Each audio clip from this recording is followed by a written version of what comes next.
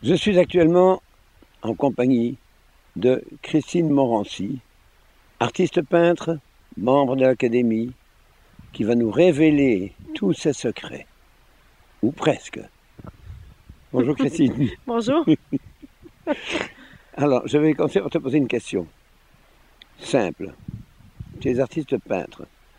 Tu fais quoi? Aquarelle, acrylique, huile, quoi? Je travaille essentiellement à l'acrylique. Mhm.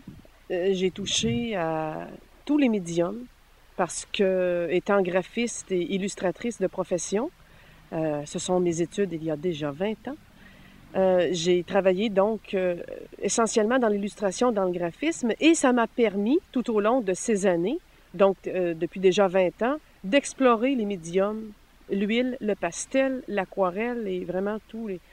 Et j'ai fixé mon choix il y a environ 5 ans sur l'acrylique. Mhm. Figuratif, non figuratif, semi-figuratif?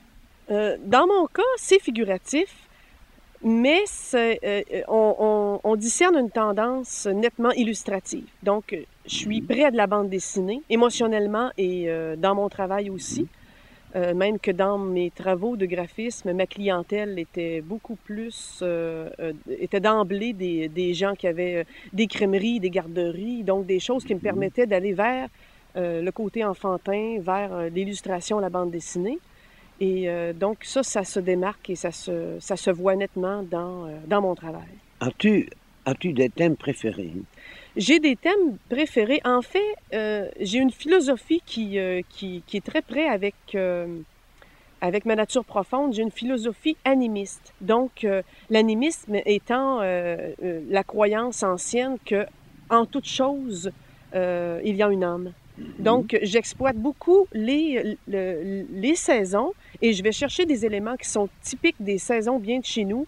Je pense aux fameux épouvantails dans nos champs l'automne. Oui. Je pense au bonhomme de neige hivernal, au carnaval de Québec avec le bonhomme et tout ça. Et donc, j'exploite ces thèmes-là parce que pour moi, ils portent une âme. Donc, ils ont quelque chose à raconter. Ils sont vivants. En fait, tu fais de l'anecdote.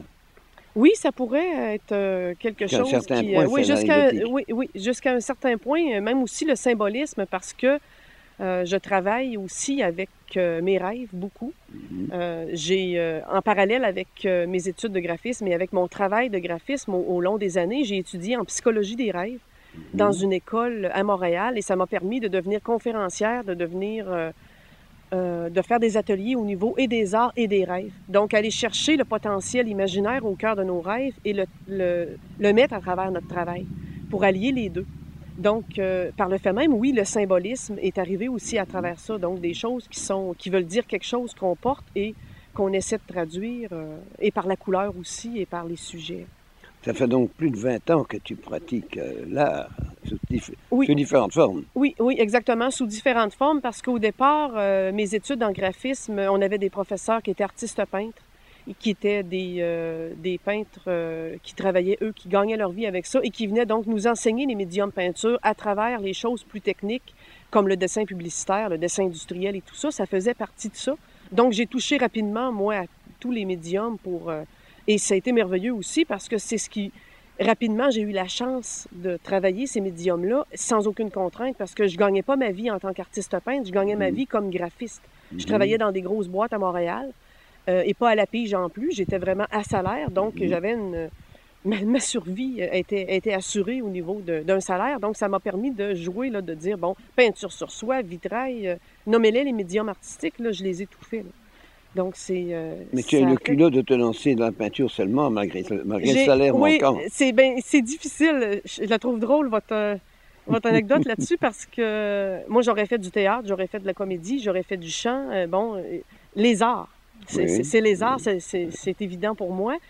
Mais l'acrylique, la façon dont j'ai trouvé à la travailler, c'est la façon qui est le plus près de ce que je ressens envers les choses que je peins. Donc, c'est-à-dire que quand j'avais un sujet, je vois un champ, je vois des balles de foin dans un champ, j'imagine un épouvantail, il y a une âme, il y a quelque chose à raconter. Ce que je ressens de cette scène-là au fond de moi, il n'y a qu'avec l'acrylique, à date, que je réussis à le faire ressortir. Et effectivement, je dois bien le rendre parce que les gens me le disent. les commentaires des gens vont tout de suite vers ce que j'ai ressenti au moment où je l'ai fait. Donc là, je vois qu'il y a un lien. Tous les autres médiums m'ont pas permis à ce jour, de la façon qu'on je les travaille, j'ai sûrement encore des choses, on a tout le temps des choses à apprendre, mais c'est ce médium-là qui m'a permis vraiment de faire transparaître de la juste façon ce que je ressens. Mais il y a tout le temps une recherche qui se fait, évidemment. Dernièrement, j'ai commencé à travailler aussi langue de Chine à travers l'acrylique. Donc, c'est sûr que c'est toujours une recherche constante là, à travers ça.